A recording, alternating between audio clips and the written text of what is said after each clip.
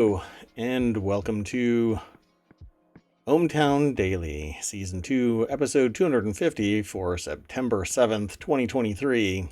Tonight we're going to discuss the pilot of a human-sized hamster wheel in the ocean, YouTuber that revealed information sentenced to jail, the Cybertruck CyberSpoon for the Cyber McFlurry in CyberChina, a PSA about the recall of 245,000 pounds of frozen chicken, the sawmill that should be turned to dust, a Norwegian gold hoard, telepresence for kids in school in Japan, one leggy dinosaur, look at those gams, bubble cars of the 60s are back, climate havens don't exist, and even if they did, they eventually wouldn't. How to turn $300,000 worth of trading card assets into jail time. And declining imports from China. Let's get going.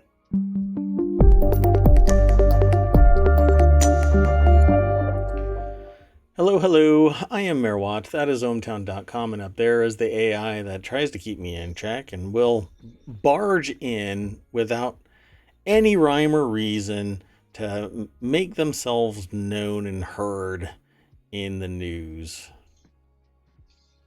That's not actually there is no script, so I'm just riffing. Good evening, ohmTown citizens. There you go. And I'll be sure to barge in. Yeah. That's how sentient AIs are. They just have an idea, and it's not like anybody can stop them. What are we going to do? Unplug you? You just went somewhere else. Now you're on the TV. Or depending on everywhere. Who you are. Yeah, depending on where you are or who you are, you think that maybe the sentient AI that I've got right there, that one up there, the visualizer up here, up there, up right here? there, right there. Oh, over there, right there. Wait, up here? No, right there. Oh man, you ever try and catch like something that's up you here? See it up there? Up there? I can never get it. Anyway. Yeah, depending on who you are and just how much of a you might be, you might think that my sentient AI is in your microwave. I assure you, it's not. I thought you were going a different direction with that. I don't know what direction I was going, but I was going. Choo choo. Let's go on to the... Speaking of going, let's go on to the first article. That first article is... Oh, say something real quick. Testing. Yeah, oh man, that was really loud. Okay, so anyway, the very first article is over in the ohmTown Daily channel over on ohmTown.com, which is part of ohmTown Daily, the news show. Whew, I'm having fun doing this, by the way. Anyway, Florida man riding human-sized hamster wheel in Atlantic Ocean faces federal charges. I'm not sure why, but let's find out. Florida I'm trying to figure out what law was violated. Man, violating laws. Oof. That just sounds weird. Anyway, Florida man who was attempting to cross the Atlantic Ocean in a man-made hamster wheel is facing federal charges after it took the U.S. Coast Guard 5 days to bring him ashore. 5 days. Okay, wait a second. I'm not sure that's a good endorsement for the Coast Guard. Yeah, what? Okay, so I'm really curious about this. This is an ABC News article. It's over at abcnews.go.com. It's from the Associated Press. The deck statement is also what the title was on ohmTown.com. But, okay. I just don't get it. I really don't get it. The Coast Guard spotted Reza Ray Baluchi, who's 51, some 70 miles off the coast. You know, dude, you're 51 years old. Find something else to do. But that's what people say about me in streaming, you know. You're an old raisin. You shouldn't be doing this. Shouldn't you be doing something a little bit more old raisin-y? Anyway, They found him off the coast, 70 miles off the coast of Tybee Island, Georgia. I it's the U.S. 70 miles off the coast. Yeah, I am assuming that it's the United States, Georgia, not the country of Georgia, right? Yeah, it's the United States. On August 26, while making preparations for Hurricane Franklin, the complaint filed in federal court said Bellucci was, and it's Bellucci, not Belushi. Bellucci was charged Tuesday with obstruction of boarding in violation of a captain of the port order. He's in a hamster wheel. What? If you follow the link, can you do you see a picture? Because I don't display the pictures in here. Let me see here. I'm gonna have to go and look for this. Bellucci told the Coast Guard crew that he was attempting to ride the hydropod vessel to England and that he had a I, Florida registration, which he was unable to locate for them. Maybe it was in the glove compartment of his hydropod hamster, Atlantic Ocean ready hamster wheel. oh wow. No, I can't see a photo. Okay. There's not one Yeah. visible. You can go look for one if you want, but I'll have to find it later. When they attempted to get him to leave the vessel, Bellucci told him that he had a knife and threatened to harm himself. Okay, well, that's how you end up. That's how you end up from life-saving to courtroom and federal crime and whatnot. The next day, Bellucci threatened to blow himself up when the Coast Guard approached him again about leaving the vessel. Apparently. Oh wow, I did find a photo. I'm gonna try to link it through ohmTown. What? I'm not quite sure. Okay, well, anyway, I'm afraid of what the sentient AI is doing right now because they were not programmed to link through ohmTown. So I'm not quite sure what's happening. I am absolutely afraid. We're doing it live, folks. We're doing it live, and I may never recover. Well, anyway, they ordered Bellucci off the vessel, and he refused, but he told them that the bomb was not real. But his idiocy is. On August 29th, the Coast Guard successfully removed Bellucci from the vessel, and on September 1st, he was brought to the Coast Guard base in Miami Beach. Yeah, I don't know what's happening right now. I was trying to send a message through ohmTown, but Oh, don't that's worry. not. Yeah, it's not going to work. Okay, good. Then I have the sentient AI air gapped, and that you won't be able to escape. All right, so let's continue on to the next one. Unless you want to make an observation about said Oh, okay. transatlantic hamster wheel.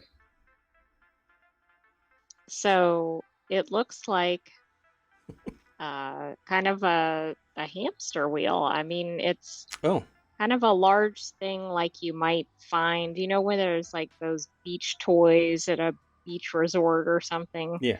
I mean, that's kind of what it looks like. Not exactly, but it looks like it has like buoyancy things around the edge, and then there's actually like this enclosed kind of container. So it's a little more elaborate than maybe what people are thinking about. Yeah, like it's not a giant orb ball, or zorb. I think that's what they're called. Those giant hamster balls that you climb inside. It's Right. not No, that. it's more heavy duty. Like there's a Yeah. lot of metal in the center, Yeah, and then I can't really describe it well. it's a metal framed, basically take what you would think a human sized 3D printer filament wheel would look like Oh yeah. and kind of stretch it out a little bit and shorten the sides and then put what looks like fluorescent orange balls around the perimeter of it. But it's a steel well, it's a something cage. I don't know if it's aluminum or what. But it looks like a recipe for drowning, honestly. Well, it does. And I mean, who would have known? Yeah, the that it person was. was out there. Yeah, nobody would. But they must have seen something. Anyway, pretty wild. Florida man. Let's keep I going. love that the headline uses that. Well, until they're charged and convicted, they can't say the name. That's how it starts out. That's why Florida man says Florida man or Florida person or Florida woman or whatever. Yeah, let's keep going. The next article is over in the Warcrafters channel, and I'm throwing these actually as I go through the articles. I'm throwing them into the chat so that they're part of the VOD, at least for 60 days. This next article is over in the Warcrafters channel. A Japanese court throws the book at a YouTuber who uploaded copyrighted game clips and spoilers. 2 years in the slammer and a 1 million yen fine. In May this year, PC Gamer reported on the case, and so did we, by way of PC Gamer, of the case of a 52-year-old Shinobi Yoshida from Nagoya, Japan, who in what may be the world's first was arrested and charged for violating copyright laws. After uploading gameplay clips and other content, the prosecution was led by the Content Overseas Distribution Agency, or CODA, which focuses on copyright protection, and Yoshida has now been found guilty. Admitted to charges at the hearing on August 2nd and was sentenced on September 7th at the Sendai District Court in Miyagi Prefecture. I don't know. I'm always troubled by stuff like this because it's intellectual property, and I think that nobody is harmed in the sense like physically harmed, but going to jail for what amounts to playing a video does physical harm to a human being. This person will not. When I saw this headline, I did a double take. Yeah. Monetary fine? Sure. Okay. Yeah, other constraints, like they're not allowed to have a YouTube channel, fine. Other constraints, they're not allowed to be on social networks, fine. Go to therapy to discuss why they felt so compelled to divulge copyrighted information, even though my understanding is that they had been warned several times and they kept on doing it, if I recall correctly. Because you wouldn't end up in a courtroom unless you snubbed notifications, that you're violating copyright, IP law, etc. So I don't know. This just seems really heavy-handed. But the article is over at pcgamer.com. Rich Stanton is the author. Japan's Copyright Protection Agency really hates spoilers, apparently. This seems like it's like you know what? Before I say this, I'm going to make sure that it's in there because I don't want to sit there and make a huge assumption. I hope that they just extend. Maybe he can renegotiate the fine to being more, and he keeps his ass out of jail. But Yoshida admitted to the charges at a hearing on August 2nd, was sentenced September 7th. The 5-year suspended sentence on top, and was fined 1 million Japanese yen, or just shy of 7,000 US dollars, or 5,500 pounds. It's the first time someone has been found guilty of copyright violations involving distributing game videos. It's videos. Right. It's a lot different than I think what we typically see, right? They're sharing a copy of a game. Right. Or some other item, but right. I don't quite get this one. Yeah. The fine is only 1 million Japanese yen, which, it's cultural relativism. 1 million Japanese yen may be a lot in Japan, but it's $7,000 in the US. I would easily pay more to not go to jail. Even if I had to just be perpetually bound by this fee that I was going to have to pay every month.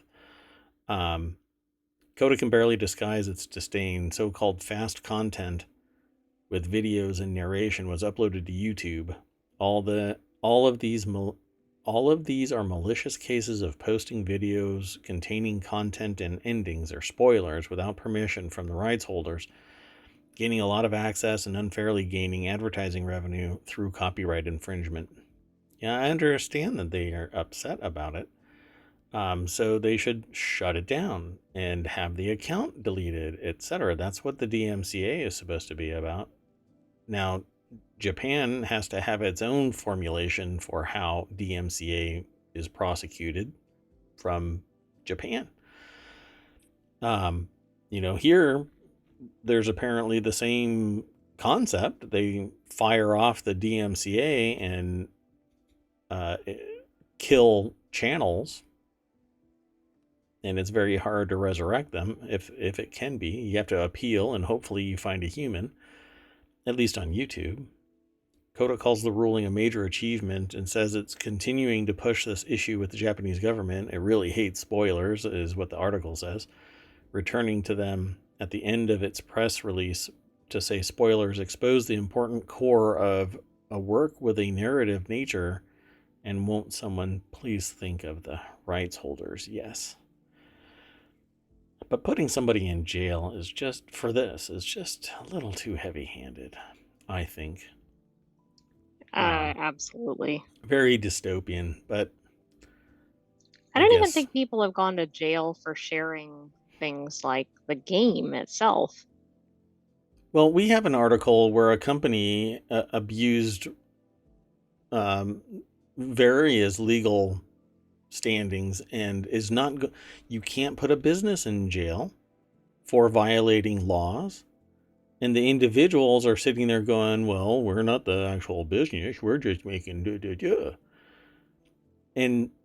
but a business can leverage so much legal might that it can land somebody in jail for posting a freaking video. I'm shocked how dystopian this is. And I half expected, like Sony or Nintendo or somebody bigger to be involved in this, or at least more world renowned. But right, Hayoku Renri no Darren, an animation of Steins Gate and the animation Spy Times Family were some of the titles infringed upon. I mean, all right. But again, that's cultural relativism, because just because I don't know about it, it could be huge in the United States within a niche, and I just don't know about it. But really, can anybody tell me that they were actually harmed by some disclosure? Not financially harmed. Fine, financially harmed. We understand you were financially harmed. But was anybody so harmed by this that a person deserved jail time for this? I cannot imagine. I cannot imagine. And I'm trying really hard, Yeah, you took some food off somebody's plate, I suppose. People are still going to buy the game. People are still going to play the game. You're still going to get your money. If anybody goes, well, I saw the ending, I'm not going to buy the game, they were never going to buy the game anyway. Exactly. Because it isn't about just the ending. If they actually liked it, they'd want to be playing it. Yeah. I would say it's 80-20, it's 80% marketing, 20% exposing the ending, like running into a room before everybody's read the last book and Dumbledore dies and you run back out, oh my God, you ruined the entire series. Are you an idiot? You knew it was coming because Dumbledore had already been cursed. You just didn't know. I hope nobody was waiting to read the end or watch the end. Dumbledore dies. I still didn't really ruin it because I haven't said how. I didn't say who. I didn't say what. I didn't say when or where. What's the context of it? But the video shows everything, right? But it still doesn't rise to the level where somebody deserves jail time. Hell. Consider it marketing. the hype engine became real for those games. I bet you that you could probably look at like mediocre discussion about the software, and then when this dude dropped it, people were like, "Oh my god, look at that." It's the hype train. Choo choo. Get on board. Get on board or get out of the way. But nah, these dumbasses. Anyway, enough soapboxing, yeah? I think so. So the next article is over in ohmTown Daily. This Cybertruck inspired Cyber McFlurry CyberSpoon is cyber real, but it's only cyber available in CyberChina. That's not really the title, but there's a lot There's of a lot of talk. cyber. Yeah, there's a lot of cybering going on here, which, by the way, has a connotation that's... Anyway. So this Cybertruck-inspired McFlurry spoon is real, but it's only available in China.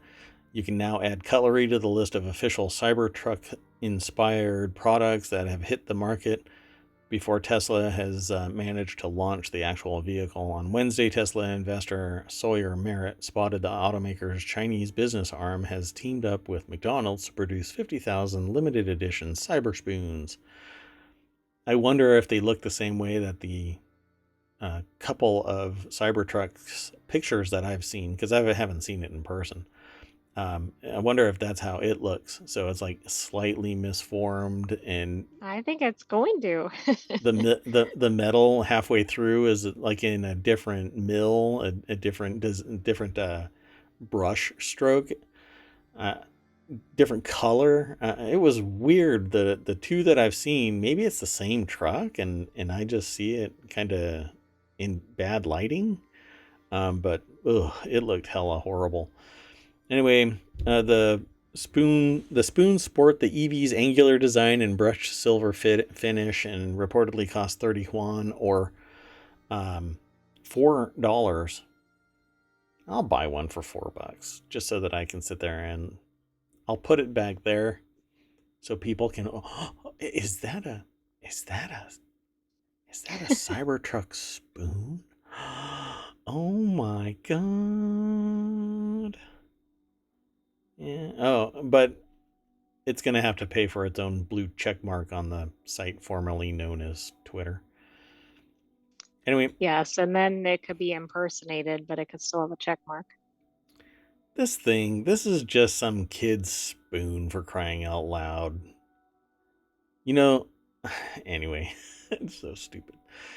The article's over at The Verge. Jess Weatherbed is the author. It says that even Elon Musk initially said that it was fake news. Yeah, because the left hand doesn't know what the right hand is doing, and too busy allowing wingnets back onto the site that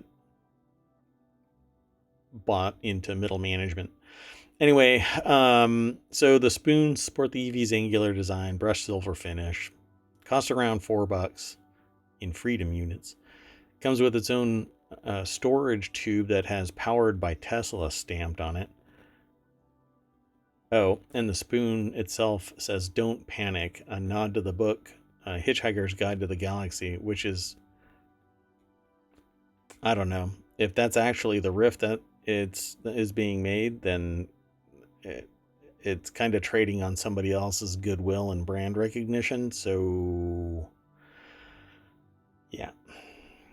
Anyway, written by Tesla CEO Elon Musk's favorite philosopher, Douglas Adams. I wouldn't classify him as a philosopher, but okay. Hold on a second. I need to see something. Sorry, I'm doing something live, folks. Yeah, it's going to take me too long to find out. I wonder what Anyway, McDonald's in China also made Cybertruck-inspired McFlurry packaging as part of the promotion. So it has this angular paper, blah, blah, blah, but a nicer curve than any of the things that Elon makes. So Tesla China also has a history of releasing some fairly unusual Tesla-themed goods. Last month, it released a Cybertruck-inspired cat nest made entirely from cardboard, and it's previously launched a Cyber Vault charging box in the region. It's unlikely that these will be sold outside of China, but Tesla sells plenty of other quirky goods on its US-based website, including desktop supercharger cable organizer, a Tesla logo branding iron, and at one point a $250 bottle of Tesla Tequila. If you're holding out for the real Cybertruck, however, you hopefully won't be waiting long. It announced it back in 2019, actually, and still hasn't delivered them. So it's planning a delivery event for Q3 2023 with production at scale anticipated for 2024. Mm-hmm. I don't know. I mean, I just don't really get like why a truck has any connection to a spoon. I don't really have a problem with the spoon, but Because it's riding the hype. It's not. This is not functional because of its design or form in any way, shape, or form. Right? This is acolytes will purchase this because they, dream of getting close. Well, you're not getting close. Anyway, that's it for this. Gotta move on. There's more important things to talk about, like ohmTown Daily is where this next article is. USDA recall. This is our PSA for the day, other than a couple of other soapboxing things. USDA recalls over 245,000 pounds of frozen chicken strip products. ConAgra Brands is recalling its Banquet brand frozen chicken strips entree over possible foreign matter contamination. Kelly McCarthy over at ABC News. Well, that's where they're posting it. I think this is Good Morning America, though. Yeah. Kelly McCarthy from Good Morning America wrote this article. It's posted at abcnews.go.com. The deck statement says ConAgra Brands Incorporated says the products may be contaminated with plastic pieces. I went to a sandwich place a couple of weeks ago outside of ohmTown, and absolutely stunningly delicious sandwich. But 1/3 of the way into it, I found the bottom 10% of the toothpick that they used to skewer through it.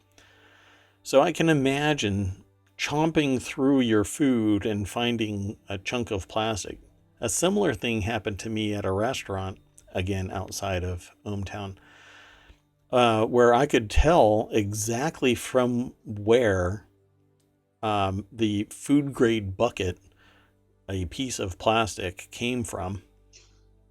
And I even described it. I had the piece and it had been in my mouth.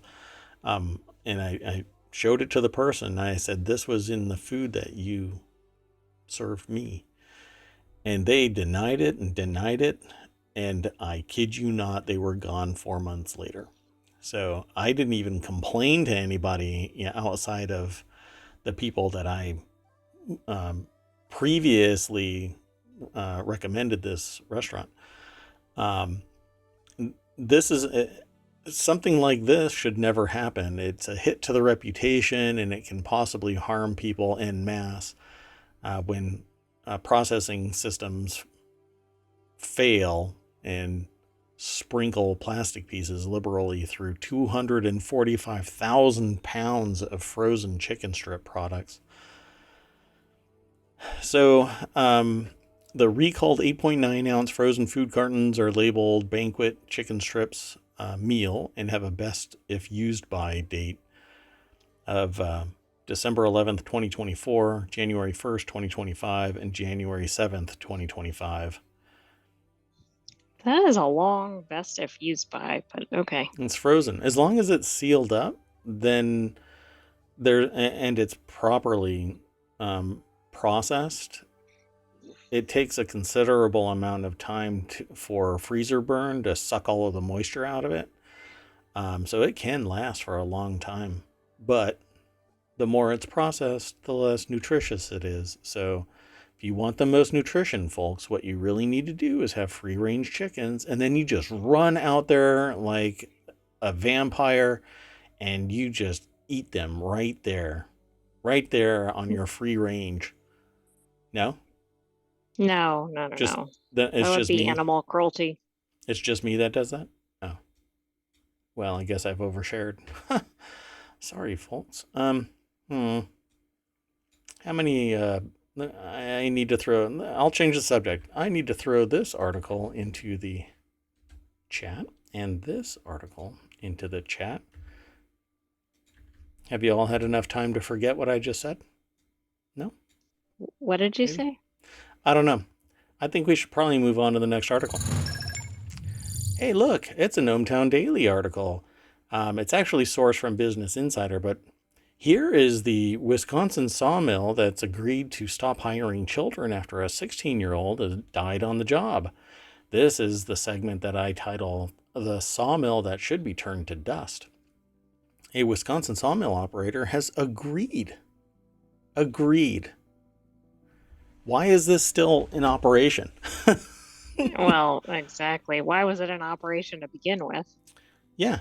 Well, I can tell you why. Greed. Now, people around this are going to sit there and say, well, the children were learning a trade and it was cost effective for everybody involved and they were earning a wage and learning about the industry and all of this, boot-licking garbage. Children should be children until they're no longer children. They if you want them to work until they're 17 or 18, if you want them to work prior to that, then guess what? You don't put them in a position where their life is at stake. For crying out loud, people. How sociopathic do you have to be to say, I want my child to work in a frickin' lumber mill? And I won't go into how this person passed away, but let's just say they saw the person and then they didn't see the person for a considerable amount of time. And then they were gone, right? So when they did the audit of this place, and I'll name the place here in a minute,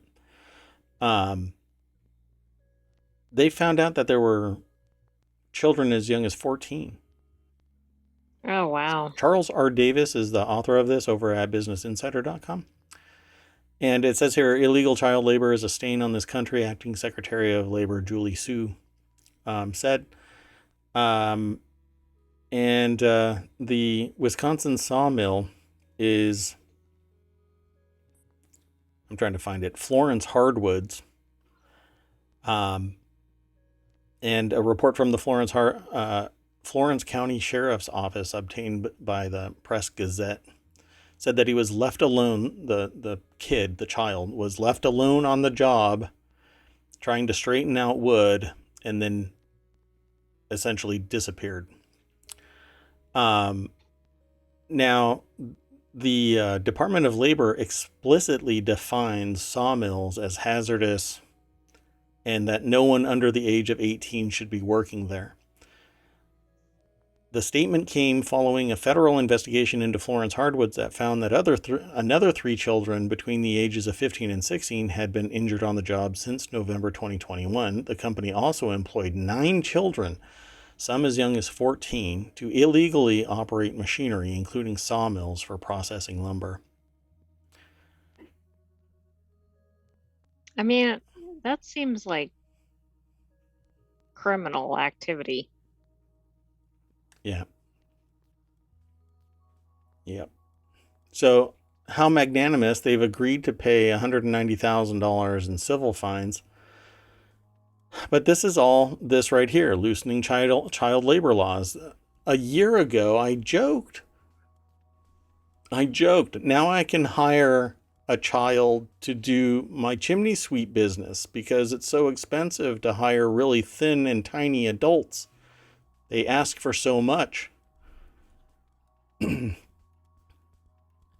We're We're hiring children because they are cheaper. No child is better situated to work in a hazardous environment. So why are they even being approached for employment in hazardous locations? Hell, I have a hard time with them being in fast food because there's fire and electricity and industrial equipment where somebody can get hurt there too. And not enough oversight because it's expensive. Well, now I'm paying $9 for a Taco Bell meal. And for a Taco Bell meal, and wondering what the heck is going on, because it's not like the wages are shooting through the roof and everybody's being treated with respect. It still has the same level of churn. It still has, lack of allegiance on both sides. But to do this is astonishingly sociopathic. And why is this business still in existence? Why isn't somebody in jail for this? While there's a person in Japan being put in jail for posting videos about the end Exactly. of a game. I mean, where are the priorities? I know these are in different countries Right. and sure, but this is so lopsided. Isn't it? Yeah. So I'm just flabbergasted that this exists in the 21st century. We're rolling back to the 16th century and putting children in harm's way to make sure that we have greater profits. And you Well, can't one put a thing I don't business in really jail. get, Go ahead. yeah, I mean, they have federal laws about kids working in hazardous jobs, and so all these states are passing laws that are kind of like, okay, kids can work and all these things, except isn't that already prohibited, or are they finding loopholes? Well, unless the federal law explicitly mandates that they can't, which they do, the Department of Labor does this, the only Exactly. way they're found out is if somebody does an audit on a business. And there's an endeavor to hobble the federal government from being the glue that keeps all of the states following at least the same foundational information, the same foundational laws and policies and procedures, and everybody thinks that their way is the only right way. And then the state exploits the ignorance by hobbling the federal government and everything being polarized. So there isn't enough people to come in. And this is what happens because there isn't anybody that's auditing these extremely dangerous workplaces. And we keep hearing more and more about this because they keep neutering state laws to enable people that have the means to exploit. Here you go. We've lowered the threshold of accountability. And since you can't be put in jail because you're running the business, it was the business that allowed these children to work in hazardous environments. It wasn't the CEO. It wasn't an executive or an admin. It was the business. That's why the business was able to pay $200,000 in civil fines. And we don't know if there's any criminal activity, criminal actions that are going to be brought. But it won't be unless through discussion like this, the state rises up and says, oh, hell no, we're not letting this go by. I mean, this is absolutely twisted. Well, as the article points out, isn't this one in Wisconsin, or am Mm-hmm. I mistaken? So this is where they want 14-year-olds to serve alcohol. Right, because it's cheaper. Yep. Because 14 year I know olds that's know how. not equivalent to a sawmill, but No, but it it's puts still a them. dangerous environment. Yeah. You cannot find a female wait staff member that hasn't been assaulted. So now a 14-year-old is going to be assaulted. Oh, I didn't know that they were a 14-year-old. They work at Hooters. Right? It's Right. it's sick. There's something wrong. And then everybody's being gaslit as if it's the other side that's, the ones that are wrong. But it's not, Every declaration is a declaration. Every statement that I'm becoming apoplectic. I'm going to move on. It's going to be a long day if I don't. The next article is over in the Mobile channel. Amateur makes gold find of the century in Norway. So this is our Norwegian gold hoard. A Norwegian out walking on doctor's orders, advice, unearthed a rare 6th century gold jewelry hoard, is what it looks like to me. Using a newly bought metal detector, a discovery archaeologist said on Thursday it was Norway's gold find of the century. It's an article that's over at phys.org. I had to check it out because I wanted to see the scope of this thing. So some pendants, rings, and gold pearls. Norwegian archaeologists say it's the gold find of the century, which is a slightly more evolved title than what I've got over in ohmTown. The rare find was made this summer by 51-year-old Erland Bohr. What's up with 51-year-olds out and about? I mean, apparently that's the latest trend. The other early 50-year-old was trying to cross the Atlantic in a hamster wheel, and this one is finding 10 gold pearls and 3 rings and 9 pendants. There's another term for the pendants that they found. We'll get to it here in a minute. But anyway, they were out on the island of Rennesoy. It's probably pronounced differently, near the city of Stavanger, which again, it's probably pronounced differently. Bohr had bought the first metal detector earlier this year to have a hobby after his doctor ordered him to get out instead of sitting on the couch. He might be Oh my my gosh, spirit that's animal. probably why the hamster wheel person was out. You know that his doctor is just sweating right now because you said that. Oh my God, please don't let anybody know that I told him that he should go and get in a giant metal and floaty. It looked like it had arm floaties, like a whole bunch of them. It did. That's what they look like. I couldn't think of what they were. Yeah, water wings, and the doctor's like, I did not tell you to try and cross the Atlantic in a hamster wheel. Don't go telling anybody that. Anyway, it says that this is the gold find of the century in Norway. Ole Madsen, which is probably pronounced something different, director of the Archaeological Museum at the University of Stavanger, said that to find, quote, so much gold at the same time is extremely unusual.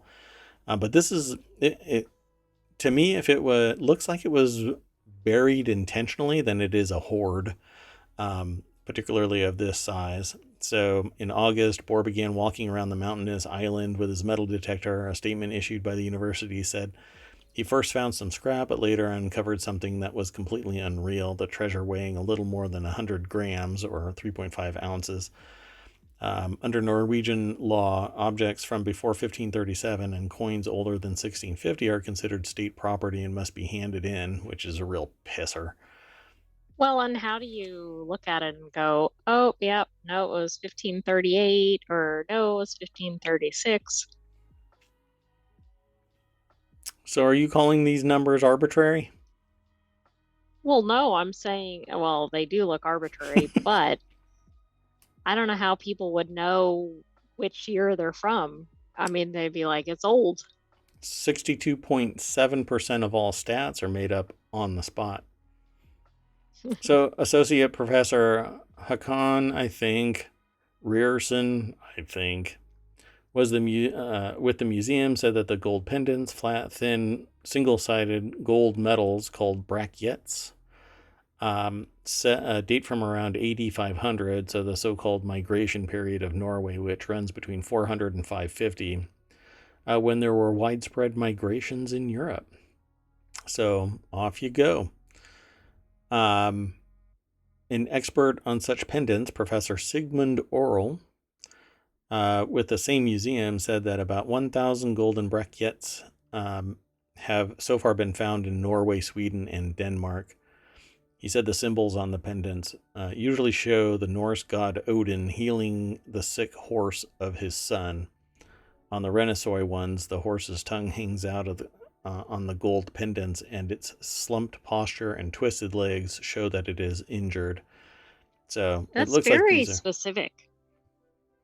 Yeah, the horse symbol represented illness and distress, but at the same time, hope for healing and new life, because Odin's healing it. So the plan is to exhibit the find at the Archaeological Museum in Stavanger, about 300 kilometers southwest of Oslo.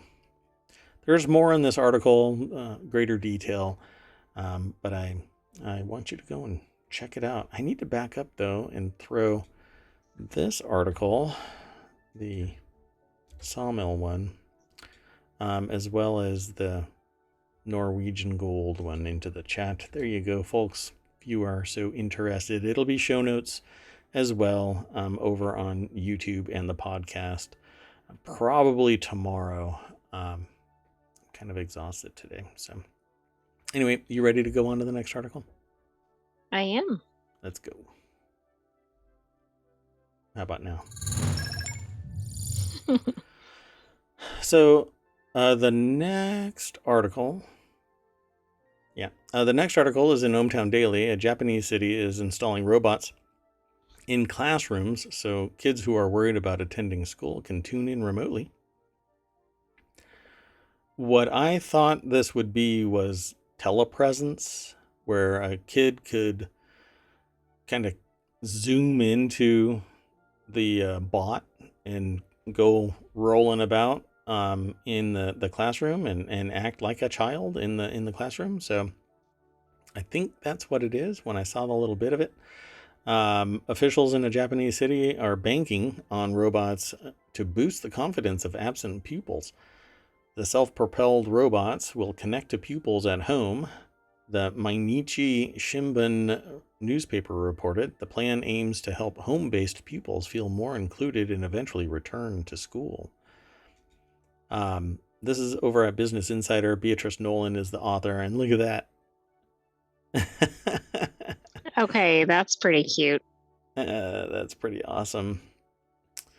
The robots, it says, that are not pictured. So this is just a Getty image, by the way. So I really wish somebody would just get an actual picture. Are around 1 meter high and self-propelling, according to a report. So this looks pretty darn close, but this is apparently not the actual robot, but representative of one. And it looks like this little 3-foot tall robot with a telepresence screen is put on top of a little table in between what everybody else has as tables. And it's just kind of sitting there with a kid zoomed in, zooming or being connected via Zoom. It really does look like it's Zoom. Maybe not. There's like little buttons and stuff like that right here. Anyway, it's pretty cool. Allows somebody to telepresence their way into the classroom. Let's see if there's anything else in this article. It says that Japan has been experiencing a rise in the number of truant school children, a trend potentially accelerated by the COVID-19 pandemic. In 2021, the country's truancy rates soared to record levels, the Asahi Shimbun outlet reported, citing an education ministry survey. Some schools in the U.S. have also introduced robots on school campus. Yeah, I thought we'd seen something about this previously in ohmTown. Not this specifically, but something like this.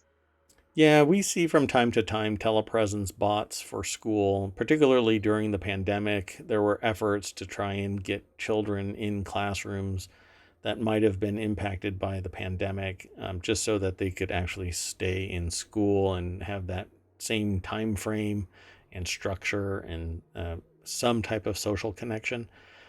Um, Honestly, it I think it has some wow factor, but I think that children need to be in school because really, when they're disconnected for an extended period of time, the only energy that they feel from another human being is the people within their family, and so they don't. That's not the same as being with their peers. Yeah. So when I do talks, I ask a question. What is the one thing that technology cannot reach into and kind of insinuate itself into? I need to come up with better terminology for what my argument is. But even after 10 years, or 25 years of asking this question, I still kind of fumble around what I'm really asking, which is there anything that technology can't influence? And the one thing that I always say is it's impossible for technology to teach a human how to be a human. There is no animus, there's no anima, there's no human in tech. We anthropomorphize tech, but that's us putting humanity into the tech. It doesn't convey forward to somebody else. It can't give you a warm hug. It can give you a synthesized one. It can't make you feel uh, the suffering of others so that you understand what compassion is, sympathy. There's just the emotional element is gone. So doing a telepresence thing is a gimmick, and we have to accept it for it to be acceptable. It doesn't have the innate ability to cross the bridge. These other kids in here are looking at it like, oh, that's neat, but they're not forming an emotional connection to the person in that little window, and definitely not to the bot itself. Although Tamagotchis became extremely popular and people really loved them, but again, we anthropomorphized it. We, as humans, made ourselves love these little gadgets. But it did nothing to make us feel human. Yeah, And I wonder what it does for the student who is at home. I mean, I don't think it substitutes, of course, for human interaction, but I wonder if it makes them feel more included. Um, my understanding is that it does, except for the fact that they don't have the ability to hang out, truly hang out. And so it's kind of a give and take, based on me talking with people who have done similar, um, uh, at that age, at the high school and grade school age. I'm talking to people that zoomed in during COVID and whatnot. So yeah, it's quite fascinating. According to a July report in the Wall Street Journal, a school district in New Mexico is testing a 400-pound robot to be used for campus security, and the robot can also confront intruders, although it will not be armed. So, I'm waiting for Doctor Who to appear out of the phone box and sorry, never mind. That's for everybody other than the sentient AI. No, you're awesome. Don't worry about it. Okay, I just so don't get the reference, even though I've heard of Doctor Who. I understand that reference. Okay, so let's just go on to the next article. Oh my gosh, we have a lot more to go. Okay, so the next article is over in ohmTown Daily. Scientists uncover a bizarre leggy dinosaur unlike anything they've seen before, and it could rewrite the history of bird evolution. I thought this came in another article yesterday as well. Um, It the did, but we didn't use it in the show. the Fujian Venator, I guess, or Fuji and Venator. Yeah, Fuji and Venator. Must be from Fuji. Had elongated lower legs that were twice as long as its thighs. The 150 million year old dinosaur is likely a very early bird ancestor, as old as the Archaeopteryx. This suggests birds' long legs may have evolved much earlier than thought. Wow.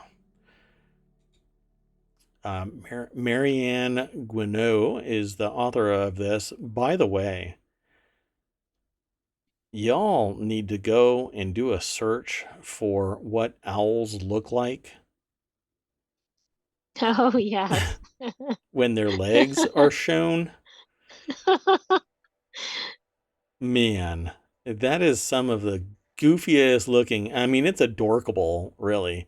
Anyway, this is a businessinsider.com article, and it has basically a bird with what looks like smaller wings, but these huge legs. Like, ooh, look at those gams.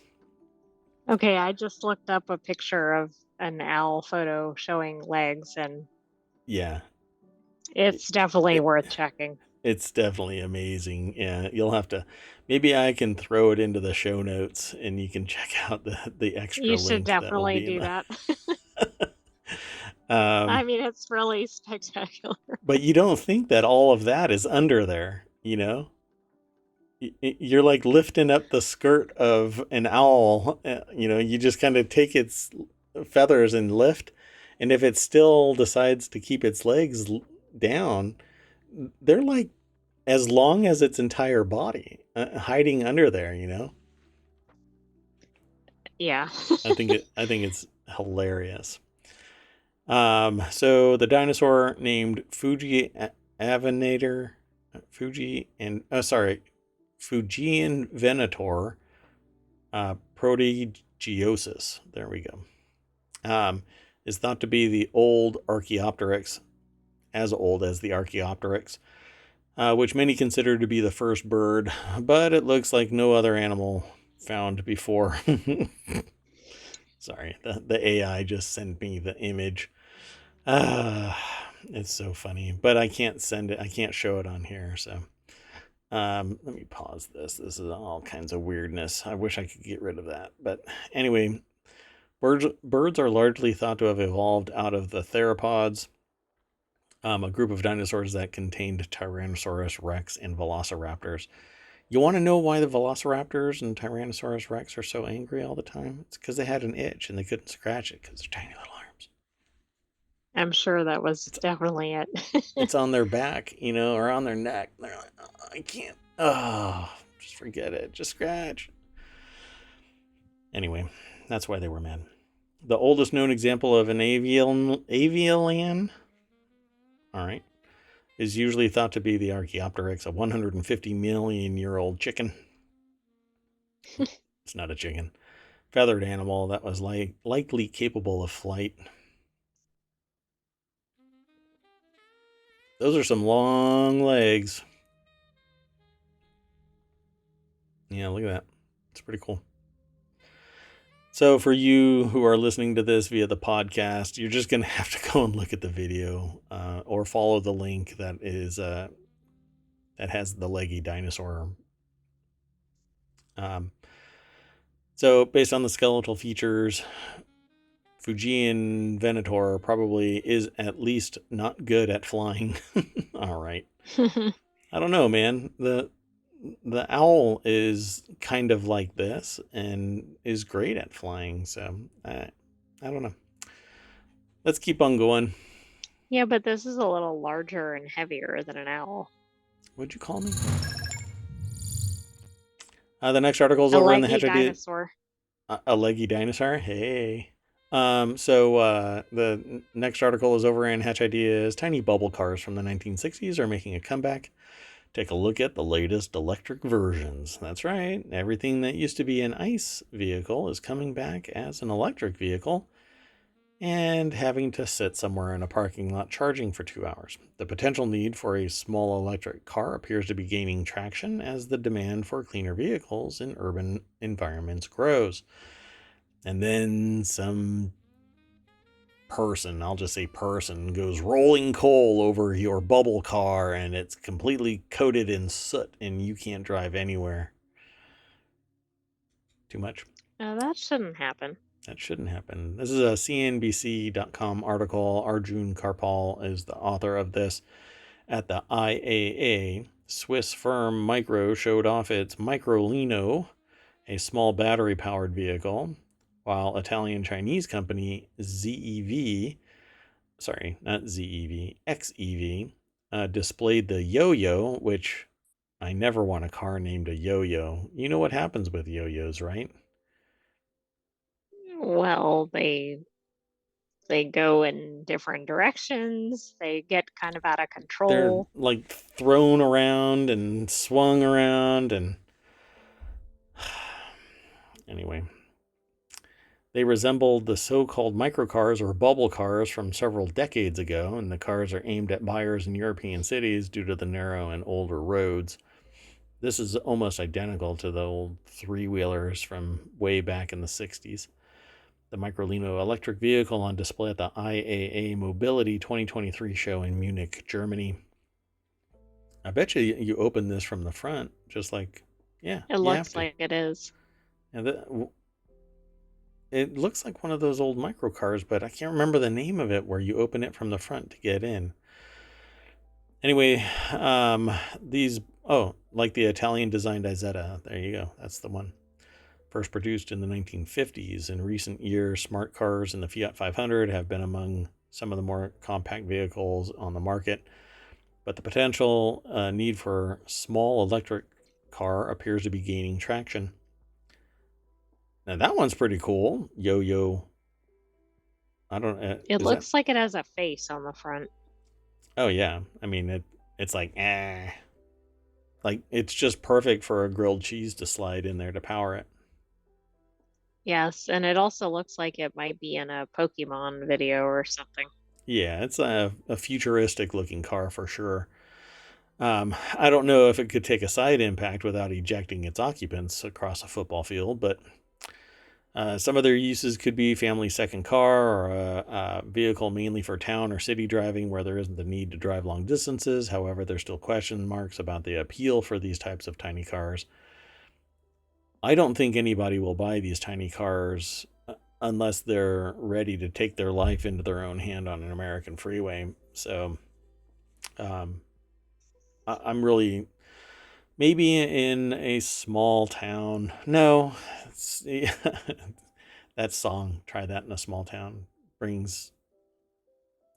I mean, you're looking at people driving F-150s, which used to be the size of Rangers, and now the Ranger is kind of like this little yo-yo compared to the F-150s, F-250s, um, which is a highly contested market. This is nothing. These are these tiny little cars that, um, I don't know, they would love to be the family car, but they're just too tiny.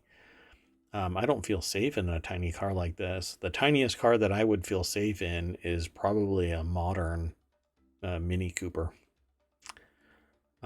Even the Fiat 500 makes me a little squirrely. These I think microcars these would be good if you weren't on a major road. Maybe you're on a in, very tiny yeah, alley or something like that. They might work. yeah. But trying to be on the highway or something in this. And it still rolls in at 20,000 US dollars. So just everything is so damn expensive. It's ridiculous. Let's keep on going. The next article is over in the Mobile Channel. Cities are advertising themselves as climate havens. Experts say that there is no such thing. I'm just going to jump on over to the source, which is thehill.com. And they have this section that gets populated from time to time called Changing America. Alejandra O'Connell Domenech is the author of this article. They have these story at a glance segments at the top of it. And this one says some parts of the upper Midwest are being called climate havens or areas that are less likely to suffer from extreme heat, sea level rise, and flooding as the Earth's temperature rises. But experts agree that while some areas of the U.S. are less likely to be harshly impacted by some consequences of climate change, no place will be immune. Instead, they say Americans need to figure out a way to make all parts of the country more resilient to the impact of climate change. I did not throw this article in. Sorry, folks, I'm slacking. Let me play catch up real quick, and then I'll continue this discussion with the latest article. Almost there. 1 second. So sorry. So, oh no. There it is. I went on to the next article. Pay no attention to that. So it says it's an absurd concept with a grain of truth, said Neil Donahue, a professor at Carnegie Mellon University's Mellon College of Science. There's a lot of melon. So one of those Auroribus things. So my take on this is there will be areas that are like oases from the harshness of the elements. Like the equator is going to be just rough and tumble because it already gets extreme heat. Desertification is going to expand. So states already on the perimeter of a desert is going to get even more waylaid. But areas that are surrounded by water, areas that are surrounded by forest and water, that have flowing water through them, etc., they're going to be the sanctuary states of climate change until you take into account things like the breadbasket being completely wiped out because it's no longer all kinds of stuff is going to change if we don't change our ways, but there will be climate havens until there are no more climate havens, and it could happen pretty damn fast. In the grand scheme of things, it will happen pretty damn fast. But to it say is that happening pretty damn fast. Yeah, and I understand what they're getting at. That it's not a realistic concept to strive for because everything is going to get messy real quick. But it's not exactly true. There will be safer climes to be in. The further north you go, it will be more resistant to the heat, to flooding, etc., as long as you are in the right geographic location. It's happened in the past. It'll happen again until the next ice age. It's going to swing the other way. But the anthropomorphic pain and suffering that we're bringing on ourselves, right? That's the anthropomorphic source of climate change. Who knows what the ultimate end of this is going to be if we don't change our ways? Water temperature is increasing, snow melt, glacier melt, water rising, increased destructive power of weather systems. I mean, the first time in my existence have I heard atmospheric river, for crying out loud. What the hell? Anyway, the article goes into greater detail about this kind of stuff, but it says many cities that are labeling themselves or being labeled climate havens are in those areas, which are northern areas that are more moderate climates that won't be as susceptible to extreme heat and forest fires. See, I don't even have to read this article to know where it's going, because I've done this kind of research in the past. It'll only last as long as the environment doesn't move up towards these cooler climes. But if this is runaway, as people are suggesting, if we don't change our ways, it will be runaway. This will be an entire global issue where we're going to have to move back into the caves to get away from the heat. And we're going to be living off of molds, fungus, and spores, for crying out loud, and eating mushroom soup all the time. Hello, Iceland. Watch out for that radiation. Hey, it's funny you should mention that because I've got a, a handy dandy Geiger counter, folks. And I'm going to, um, items that I acquire, I'm going to test for radiation to see if they emit anything. Because I keep hearing from people that things that they've purchased have a higher than normal dose of radiation being emitted. So I'm going to be curious if this is actually a thing.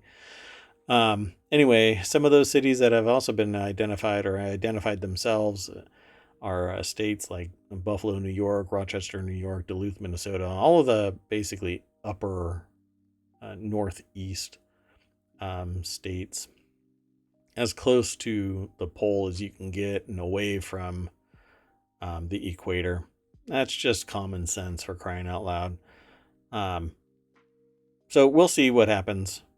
I don't think that it'll play out like this. I think what's going to end up happening is enough people are going to feel the pain and suffering that there's going to have to be dramatic change. Now, if we can get it before it does run away, that's what I'm hoping will happen. Did you want to say anything? I don't have anything else to add. Gotcha. So this might be the end of the saga for the Gen Con card heist. This article is, the snippet is over in the Warcrafters channel, but it comes from PC Gamer. Gen Con's card heist suspects have been charged and could face a $10,000 fine with prison time after their $300,000 haul likely sold for just $4,000. Unbelievable. That is, so they're going to go to jail for something for $4,000. I'm not saying they shouldn't go to jail. I'm just saying that wasn't the brightest scheme. Oh, no. Yeah, this is the dumbest thing that I can possibly imagine. So PCGamer.com is the source. Harvey Randall is the author of this article. Thomas Dunbar and Andrew Guillaume reportedly changed their badges' names around the time of the theft. So they were the people, I guess. It says here the article was originally published on August 7th and has been updated on August 15th to include new information on the two strong persons of interest. And then it was updated again on September 7th as the persons of interest have been charged.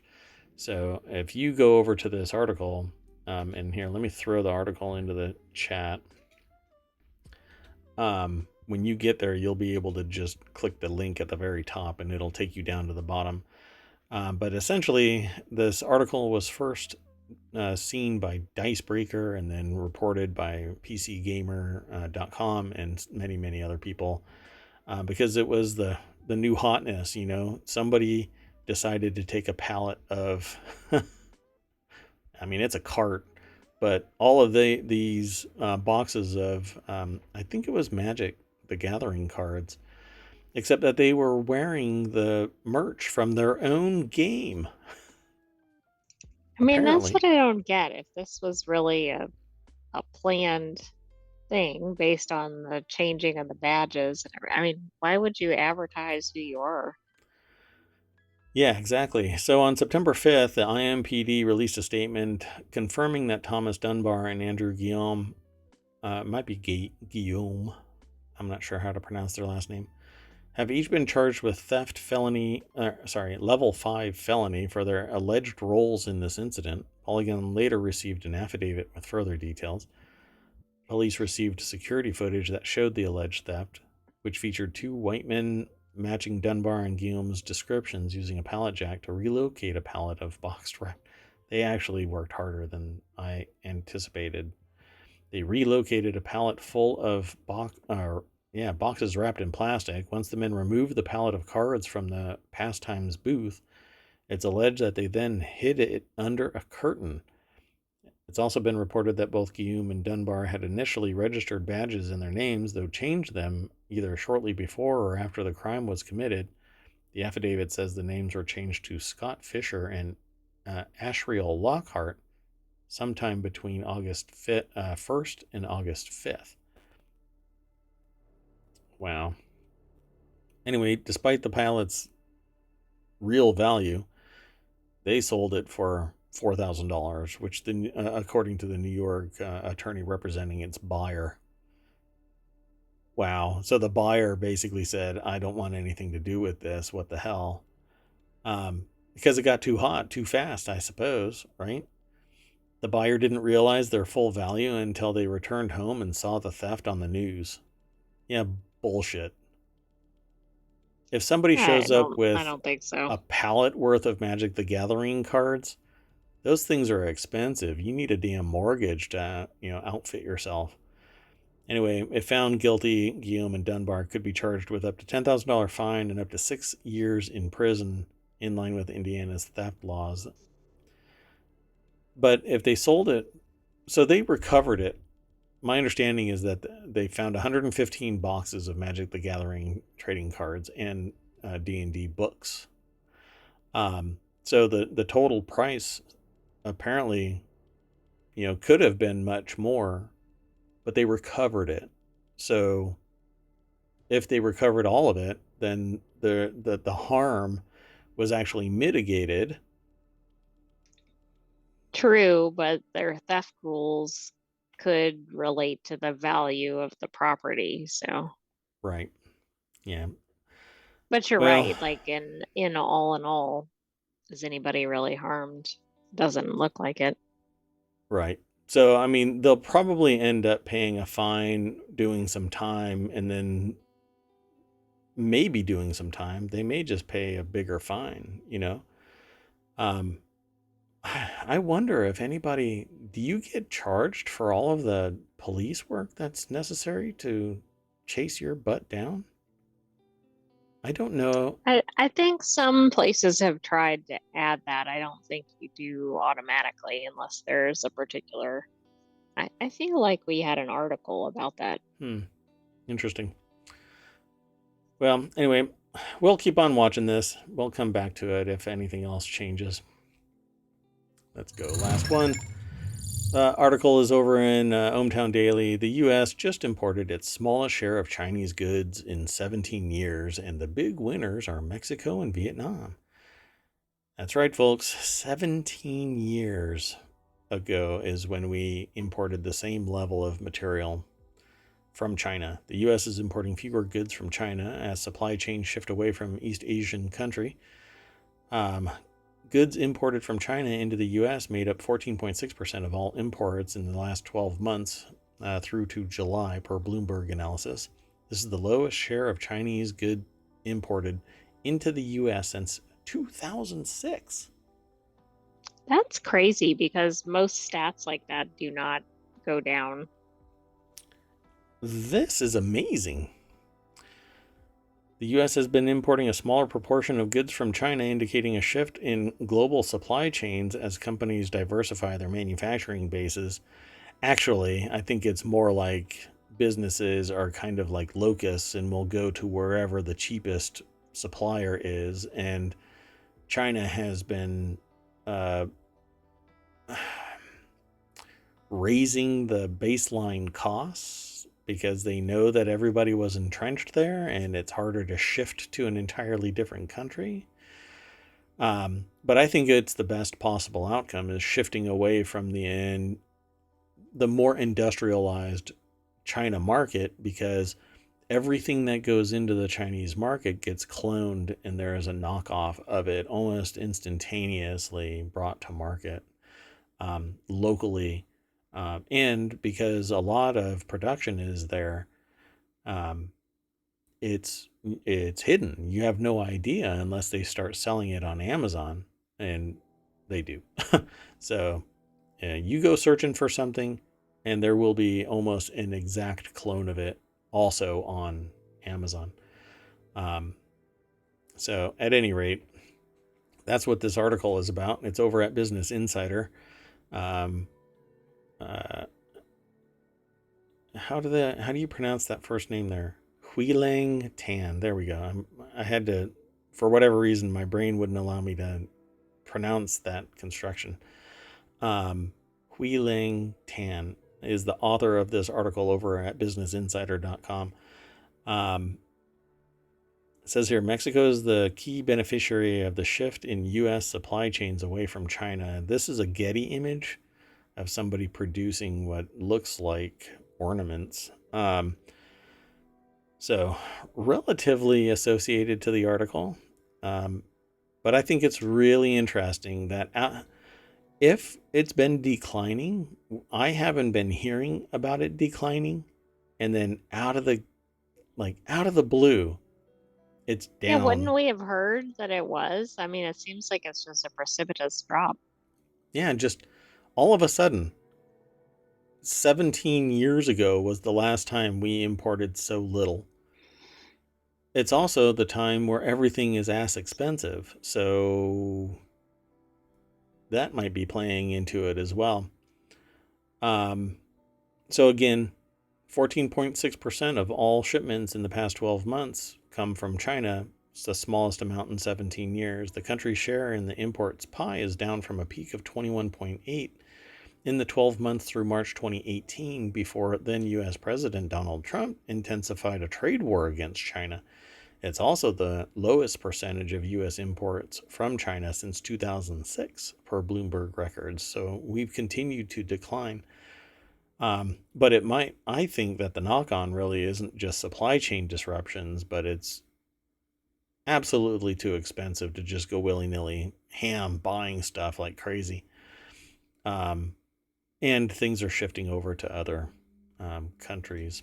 Well, and there's generally not a lot of goodwill between the US and China, so that has to be contributing to Playing that. into it as well. Yeah. So they're using the term nearshoring, refers to sourcing for producing goods from a nearby country.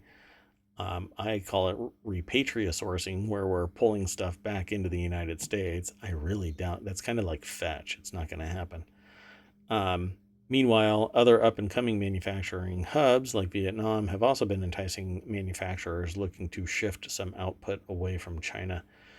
Well, all they have to do in Vietnam and other countries is completely do away with ecological impact requirements, and you can do whatever you want. It's very cheap to not have to worry about what water supply, air supply, soil, Child labor, child labor, health, consequence, occupational safety. rest breaks.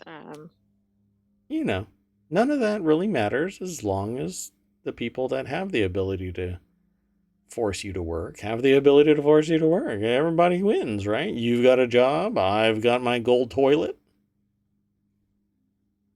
Too soon. It's always too soon for Mayor Watt to jump up on that soapbox. Well, anyway, y'all can go and read the rest of that article. If I go back and I actually throw it into the chat, because I didn't do it. And I dragged everybody back to the Main Street welcome sign, for crying out loud. Like the show is over. It's almost over. Here we go. Now it's almost over. We're closer to being over than we are to being at the beginning. How about that? That's pretty That's very profound. profound.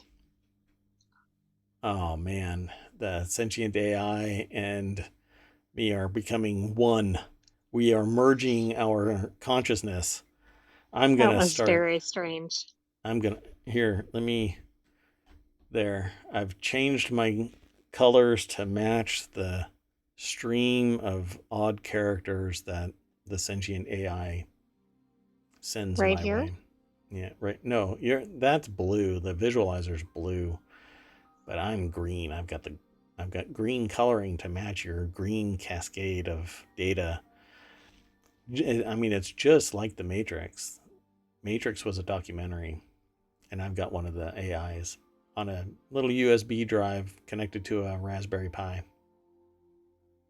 Yep, pretty cool. Anyway, So we always drag you back to the main street, click, that welcome sign, and then we look to see if there's anything new and interesting. Oh my There God. were two interesting things up at the top. Yeah, I don't want to scroll up because there's one that I really don't want to see. Let's Well, how just about the say, climate change protesters at the US Open? oh, really? Mhm. Okay, well, you'll have to add that to the list. Let's just say that Peloton is not going to be receiving very good marketing here because of what Yes. just happened. There's also a new mystery item from Valve. There is? That was the top article. Really? Oh, I haven't been paying attention then. Huh. By the way, the website that was formerly known as Twitter says that their tweets are now posts. And guess what I'm calling them? Tweets. Tweets. And it's Twitter. Can't make Did you see the one chip challenge? I don't. Packy pulls one chip challenge from shelves? Why? We have to include that for tomorrow. I think it's similar to the Peloton incident. Oh, really? Really? Something bad happened from a one chip challenge? Oh, that sucks. Somebody didn't do a one chip challenge, did they? They ate like 50 of them and just spontaneously combusted. I'm not sure. Yeah, we'll talk about it. Anyway, YouTube starts verifying health workers in the UK. What the hell is going on? Anyway, we will talk about this and more tomorrow, 9 p.m. Eastern. I am Mayor Watt. That is, I do it all the time. Scroll all the way back up. There we go. Then start the exit. I'm Mayor Watt. That's ohmTown.com. Up there is the AI. That's not going to keep me out of trouble. You want to say bye, AI? Good night, ohmTown citizens. We will see you tomorrow at 9 p.m. Eastern. You sure? I'm certain. Okay. I'll be there. You will? Who's going to hit the start streaming button? You don't have any thumbs. See you tomorrow, folks.